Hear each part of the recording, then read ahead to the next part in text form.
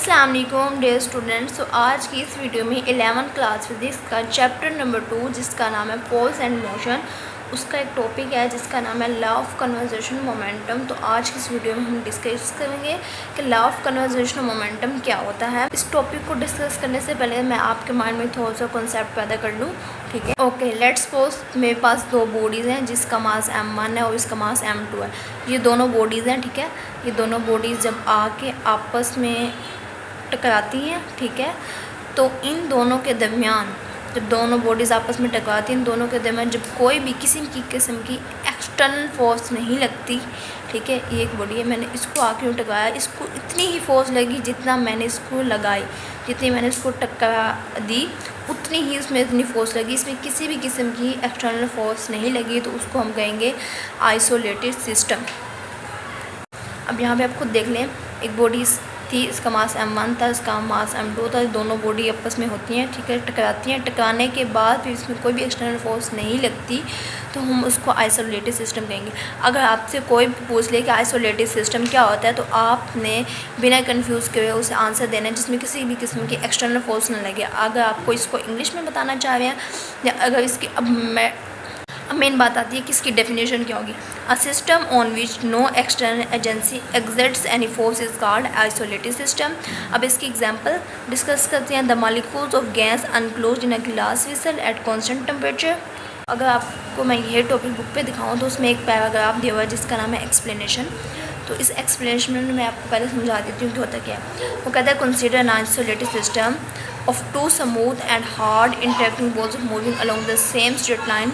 यानी कि दो बॉल्स हैं, ठीक है, एक हार्ड बॉल है और स्मूथ बॉल है, ठीक है। वो दोनों एक ही सेम डायरेक्शन में जाके उसकी जो वेलोसिटी है v1 एंड v2 जो आपको पहले ही बता दी गई है, ऑफ मासेस m1 m2, उसका मास m1 m2 बिफोर कोलिजन करती हैं। अगर मैं आपको ये टॉपिक आपकी बुक में दिखाऊँ तो उसमें एक एक्सप्लेनेशन दी हुई है, ठीक है, जो पैराग्राफ है। तो consider of an isolated system two smooth hard intercam balls moving along the same straight line. यानी कि हमारे पास दो बॉल्स है, एक हार्ड है और स्मूथ बॉल्स है, वो जब दोनों आपस में मूव करती हैं along the same straight line, ठीक है। स्ट्रेट लाइन पे वेलोसिटीज है v1 and v2 are velocity of the masses m1 m2 respective before collision टकराने से पहले, ठीक है। v1 prime and v2 prime are the velocities of masses m1 m2 after collision. जब वो दोनों आपस में टकरा जाती हैं तो उसकी जो वेलोसिटी है v1 प्राइम और दूसरी v2 prime. After collision they move along same direction. जब वो दोनों टकराने के बाद वो दोनों सेम डायरेक्शन में मूव करती हैं। हम डिस्कस करेंगे change momentum of m1 and m2 क्या होते हैं। सिर्फ इस डायग्राम को कॉन्सेप्ट को देखते हुए हम चेंज मोमेंटम m1 डिस्कस करेंगे। अच्छा, अब चेंज मोमेंटम ऑफ m1 क्या होता है, ठीक है। इस डायग्राम को कॉन्सेप्ट हमें जहन में रखना है, ठीक है। तो f प्राइम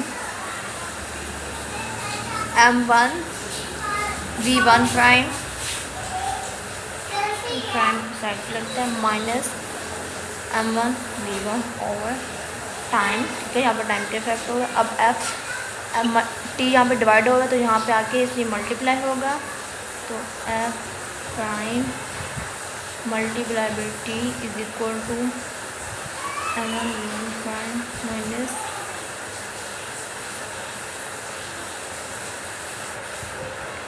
और ये जो एरो है ना, आपने लाजमी लगाने हैं। एरो जो है वो वेलोसिटीज पे, अगर आप नहीं लगाएं तो हो सकता है चांसेस हैं कि आपके मार्क्स कट जाएंगे।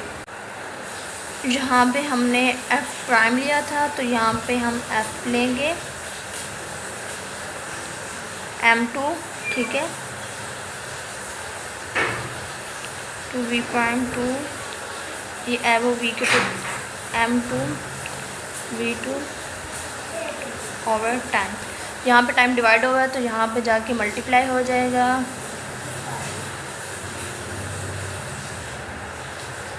Equal to m2 v2 prime minus m2 v2।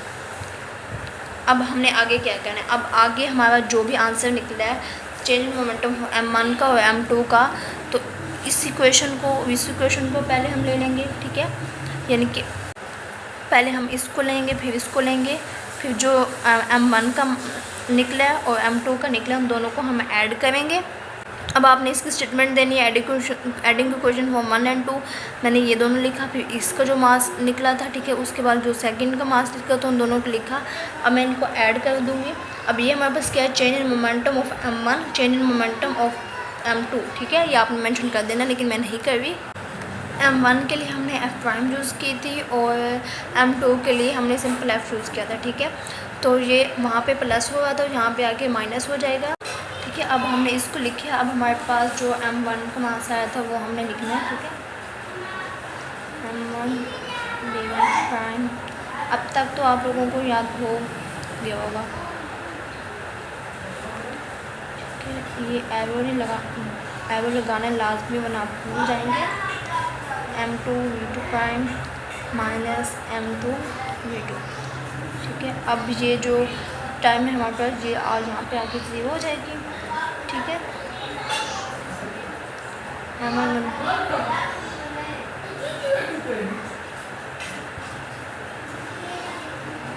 मेरे पास जगह नहीं बच रही तो मैं इसको एज आ नीचे मेंशन कर रही हूँ।